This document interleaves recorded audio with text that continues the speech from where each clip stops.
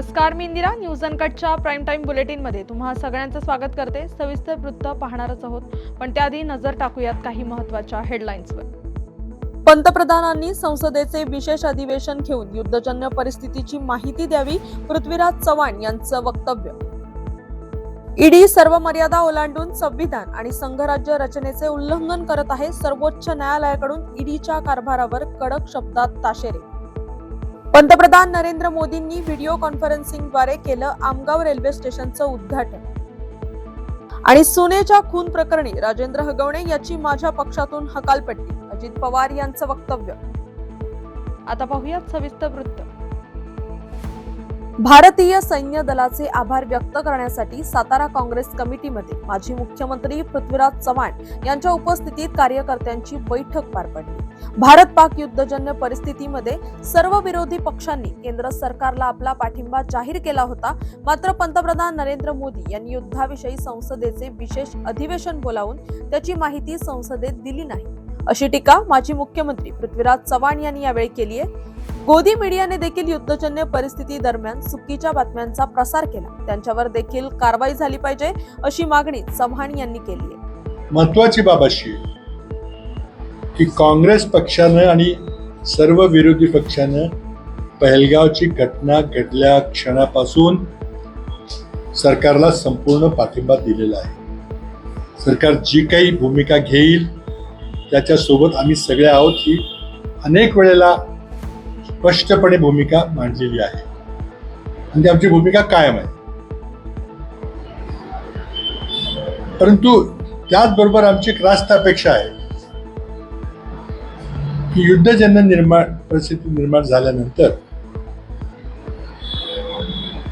केंद्रीय नेतृत्वानं प्रधानमंत्र्यांनी सर्व देशाला विश्वासात घेतलं पाहिजे. तर प्रत्येक वेळेला देशाला भाषण करणं व्यावहारिक होणार नाही, म्हणून मग सर्व पक्षीय विरोधी पक्षाला, संसदेतल्या विरोधी पक्षांना त्यांनी परिस्थिती सांगितली पाहिजे. त्याचं सर्वात उत्कृष्ट साधन म्हणजे पार्लमेंटचं सेशन बोलून पार्लमेंटमध्ये ही चर्चा झाली पाहिजे. ईडीच्या कारभारावरून सर्वोच्च न्यायालयाने अत्यंत कडक शब्दात ताशेरे ओढताना संविधान आणि संघराज्य रचनेचे उल्लंघन करत असल्याचं म्हटलंय. सर्वोच्च न्यायालयाने आज तामिळनाडू स्टेट मार्केटिंग कॉर्पोरेशनच्या मुख्यालयावर छापे टाकल्याबद्दल अंमलबजावणी संचालनालयाला अत्यंत कडक शब्दांमध्ये फटकारलंय आणि ह्या प्रकरणाशी संबंधित मनी लॉन्ड्रिंग प्रकरणात केंद्रीय एजन्सीने सुरू केलेल्या कारवाईला स्थगिती दिली आहे. आज देशभरात अमृत भारत रेल्वे स्टेशन योजनेअंतर्गत देशातील 103 रेल्वे स्टेशनचं लोकार्पण पंतप्रधान नरेंद्र मोदी यांच्या हस्ते व्हिडिओ कॉन्फरन्सिंगद्वारे पार पडले. या योजनेत गोंदिया जिल्ह्यातील आमगाव रेल्वे स्टेशनचाही समावेश करण्यात आलाय. आमगाव रेल्वे स्टेशनचं बांधकाम पूर्ण झालं असून अत्याधुनिक आणि आकर्षक पद्धतीनं हे स्टेशन साकारण्यात आलंय. या लोकार्पण कार्यक्रमासाठी मोठ्या संख्येने नागरिकांनी हजेरी लावली असून गोंदिया जिल्ह्यातील नागरिकांसाठी हा दिवस विशेष आनंदाचा ठरलाय. काय सांगाल, आज अमृत भारत योजनेअंतर्गत आमगाव रेल्वे स्टेशनचा समावेश करण्यात आला आहे. अनेक सुविधा आता आमगाव रेल्वे स्टेशनवर वाढणार आहेत, काय सांगाल? नमस्कार, मी सविता संजय पुराम, माजी महिला बालकल्याण सभापती, जिल्हा परिषद गोंदिया.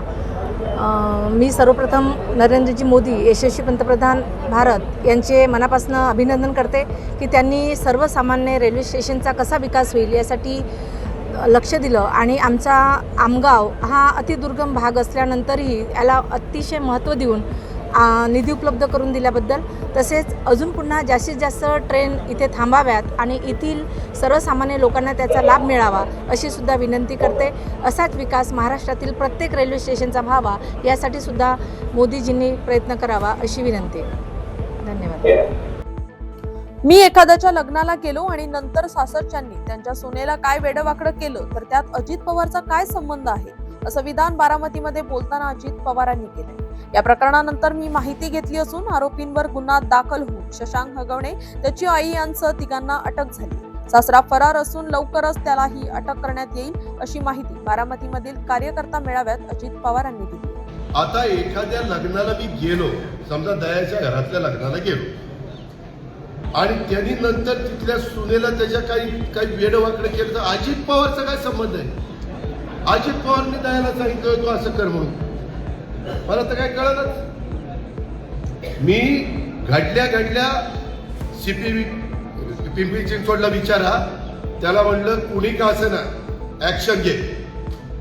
आता त्या मुली जी यांनी आत्महत्या केली, तिची सासू आतमध्ये, तिची नणंद आतमध्ये, तिचा नवरा आतमध्ये, सासरा पाहता पळून कुठं जातोय, पळून कुठं. मी आज पण सांगितलंय 3 टीम त्यांनी सोडल्या, 3 नाही 6 टीम सोडा,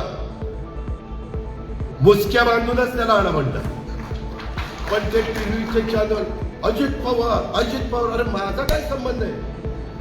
आम्ही राजकीय क्षेत्रातले लोक उद्या सुनीलच्या घरात लग्न निघाला, किशोराच्या घरात लग्न निघाला, प्रेमापुटी बोलत तर जावं लागतं जीपी. नाही गेलं तरी माणूस रुजतंय. त्याच्यावर शक्य असेल तेवढं आम्ही करतो ना. पण म्हणून काय आम्ही त्यांना सांगतो का तुम्ही बाळासाहेब सुनेचे असं वागा म्हणून? बारामतीमधील पथविक्रेत्यांनी नगर परिषदेच्या कारवाई विरोधात शहरातील कारभारी चौकात आंदोलन केले. बारामती नगर परिषदेच्या अतिक्रमण हटाव कारवाई विरोधात हे आंदोलन असून या आंदोलनात उपमुख्यमंत्री अजित पवारांच्या विरोधात जोरदार घोषणाबाजी करण्यात आली. उपमुख्यमंत्री अजित पवार आज बारामतीच्या दौऱ्यावरती असून आंदोलकांनी त्यांच्याकडेही काही मागण्या सादर केल्याचं कळतंय. बातमीपत्रात वेळ झाली आहे छोट्याशा विश्रांतीची. लगेचच परत येऊ, तोपर्यंत पाहत राहा न्यूज अनकट. ऐतिहासिक वारसा लाभलेला मराठ मुलूक महाराष्ट्र. या महाराष्ट्राला विविध रंगी छटा आहेत. साहित्य, कला, पर्यटन, नृत्य, भाषा, संत परंपरा अशा विविधतेने तो नटलेला आहे. हीच गौरवशाली विविधता जपत सुवरंग मराठी केवळ महाराष्ट्राच्या सांस्कृतिक संहितेपुरते मर्यादित न राहता समकालीन नवकल्पनांवर आधारित कार्यक्रमांद्वारे मराठी मनोरंजन विश्वात स्वतःची एक अनोखी जागा निर्माण करत आहेत. मराठी मनोरंजन क्षेत्रातील उत्तम दिग्दर्शक, लेखक आणि निर्मात्यांच्या प्रतिभेचा पुरेपूर वापर करून मनोरंजनाचा आगळा वेगळा रंग उधळण्यास आम्ही सज्ज आहोत. स्वरंग मराठीचे उद्दिष्ट मराठी मनोरंजन क्षेत्रामध्ये मनोरंजनाची वहिवाट सोडून, रूढीवादी पद्धती तोडून मनोरंजनाचा समृद्ध अनुभव प्रदान करून देण्याचा आहे. म्हणूनच यात विविध पद्धतीचे मनोरंजक आणि माहितीपूर्ण कार्यक्रम स्वरंग मराठीवर बघता येतील. शेवटी एकच, धकाधकीच्या जीवनात धांगडधिंगा करण्यापेक्षा बसूया, हसूया, गाऊया, जगूया. नाती गोती श्रावण मोती गावामधले जिवंत रंग. नाती गोती श्रावण मोती गावामधले जिवंत रंग. चला जोडूया, चला पाहूया, जशी संस्कृती तसा स्वरंग. बातमीपत्रात पुन्हा एकदा स्वागत. आता पाहूयात उर्वरित काही महत्त्वाच्या घडामोडी. बीड शहरातून वाहणाऱ्या बिंदुसरा नदीच्या स्वच्छतेसाठी नागरिकांच्या सहभागातून आणि स्थानिक प्रशासनाच्या सहकार्यानं विशेष मोहिमेचं आयोजन करण्यात आलंय. स्वच्छता मोहिमेत प्लास्टिक, कचरा, गाळ यांची विल्हेवाट लावली जात असून नदी पात्र स्वच्छ आणि प्रवाही करण्यासाठी विशेष यंत्रसामग्रीही वापरण्यात येते. या मोहिमेची पाहणी बीड विधानसभा मतदारसंघाचे आमदार संदीप क्षीरसागर यांनी केली आहे. त्यांनी नदीकाठी जाऊन कामाचा आढावा घेत स्वच्छता कामगारांशी संवाद साधून त्यांच्या अडचणी जाणून घेतल्या. बिंदुसरा नदीचे संवर्धन आणि स्वच्छता ही आपल्या सर्वांची जबाबदारी असल्याचं क्षीरसागर यांनी म्हटलंय. नदीचा विषय जो आहे, अजितदादा आपले पालकमंत्री आहेत आणि खास करून पाणी आणि स्वच्छतेच्या विषयावरतून ते गंभीर म्हणजे बैठकीमध्ये हा विषय झाला. यंत्रणा त्यांनी उभा करून दिली आणि आम्ही रस्त्यावरतून काम करून घेतो. 6 किलोमीटरचं पूर्ण हे आहे शहराचं पासून, पहिल्या भागापासून ते शेवटच्या भागापर्यंत. ह्या 6 किलोमीटरमध्ये जे काही घाण झालेली आहे किंवा झाडं वाढलेत ते आम्ही काढायचं आता इथं काम करतोय, जेणेकरून पाऊस आल्यानंतर जे जास्त पाऊस आल्यानंतर नेहमी शहरात जे पाणी जातं ते जाणार नाही. परळी तालुक्यात दिवटे या तरुणाला अमानुष मारहाण करण्यात आली होती. तसेच जलालपूर येथेही मारहाण प्रकरणात खोटे गुन्हे दाखल करण्यात आले.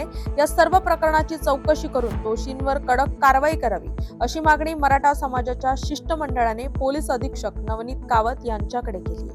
मराठा समन्वयक गंगाधर काळकुटे, अमित घाडगे यांच्यासह उपस्थित कार्यकर्त्यांनी अधीक्षक नवनीत कावत यांना निवेदन दिले. बीड जिल्ह्यात कायदा व्यवस्था बिघडत चाललेली आहे. बीड जिल्ह्याचं सामाजिक वातावरण अशांत करण्याचा प्रयत्न काही लोकांकडून होत आहे.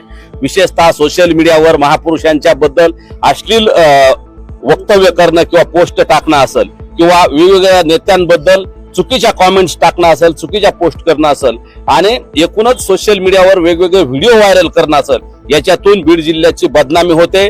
बीड जिल्ह्यातलं सामाजिक वातावरण बिघडलं जातंय. समाजात दुही पसरण्यासारखी परिस्थिती या सोशल मीडियाच्या आणि इतर वागण्यामुळे होतंय. ते सगळं थांबण्यासाठी ठोस उपाययोजना कराव्यात आणि आरोपी कुठल्याही जातीचे असतील, कुठल्याही धर्माचे असतील, त्यांना तात्काळ जे चूक करेल त्याला तात्काळ अटक केली पाहिजे, त्यांच्यावर कठोर कारवाई केली पाहिजे. जालन्याच्या हस्तपोखरी परिसरात पेरू बागांच्या छाटणीला वेग आलाय.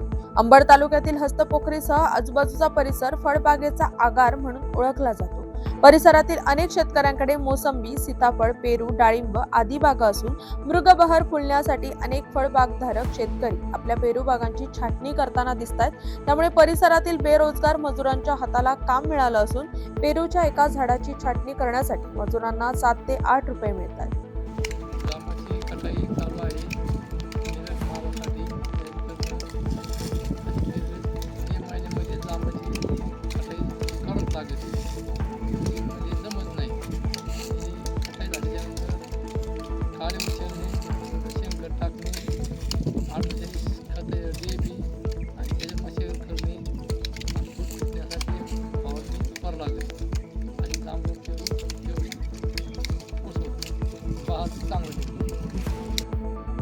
बातमीपत्रात वेळ झाली आहे छोट्याशा विश्रांतीची. लगेचच परत येऊ. तोपर्यंत पाहत राहा न्यूज अनकट.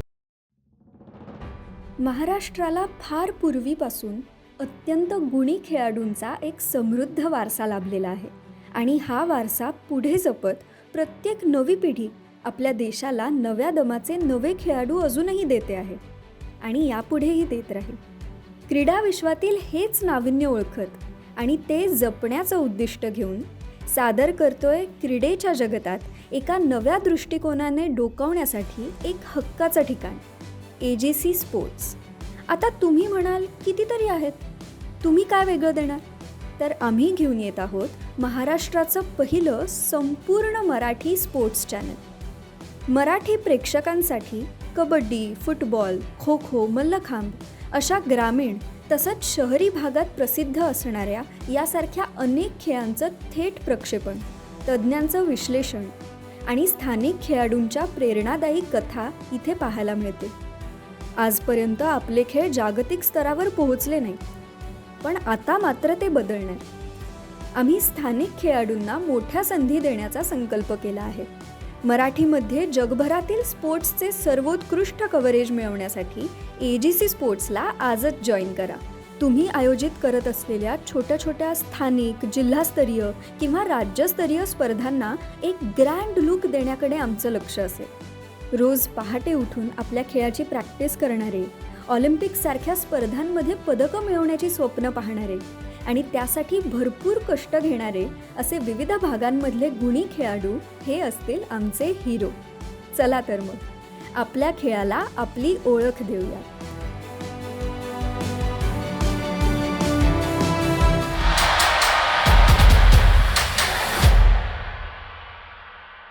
बातमीपत्रात पुन्हा एकदा स्वागत. आता पाहूयात उर्वरित काही महत्त्वाच्या घडामोडी. महाराष्ट्र शासनाच्या छत्रपती शिवाजी महाराज महाराजस्व समाधान शिबिर अभियानांतर्गत कर्जत तालुक्यातील महसूल मंडळ कडाव येथे शासनाचे एक विशेष शिबिर आयोजित करण्यात आलं होतं. या शिबिरात सर्वसामान्य जनतेला, शेतकरी, कामगार, विद्यार्थी, गरजू महिला इत्यादींना शासनाच्या कामासाठी लागणारी कागदपत्रे बनवण्यासाठी सरकारी कार्यालयांच्या फेऱ्या माराव्या लागू नयेत याकरिता या शिबिरामार्फत गरजूंना तत्काळ शासनाच्या योजनेचा लाभ देण्यात आला. विद्युत खांबावर चढून दुरुस्तीचे काम करत असताना शॉक लागून लाईनमनचा मृत्यू झाल्याची घटना घडली आहे. जालन्याच्या परतूर तालुक्यातील लोणी येथे ही घटना घडली असून शिवाजी यादव असं लाईनमनचं नाव आहे. दुरुस्तीचं काम करताना वीज प्रवाह असलेल्या तारेला स्पर्श झाल्यानं शॉक बसून त्यांचा दुर्दैवी मृत्यू झाला. या घटनेनं परिसरात हळहळ व्यक्त केली जाते. सातारा जिल्ह्यातील तीर्थक्षेत्र सोळशी येथे 24 मे पासून शनैश्वर जन्मोत्सवाचा 25वा रौप्य महोत्सव भाविकांच्या सहभागातून भव्य दिव्य साजरा होणार आहे. परमपूज्य शिवयोगी तपोयोगी नंदगिरी महाराज यांच्या मार्गदर्शनाखाली शनैश्वर देवस्थान ट्रस्टने या सोहळ्यास व्यापक धार्मिक, सांस्कृतिक आणि सामाजिक परिणाम दिलेत. आपल्या विविध उपक्रमांनी फक्त देवभक्तीपुरता सीमित न राहता हा महोत्सव एक समाज जागृती आणि सेवाभावाचा आदर्श बनला. येत्या 24 तारखेला हा सोहळा पारंपरिक धार्मिक विधींनी प्रारंभ होणार आहे. या बातमीचा वेळ झाली आहे. प्राईम टाइम बुलेटिनमध्ये इथेच थांबायची. तोपर्यंत पाहत राहा न्यूज अनकट.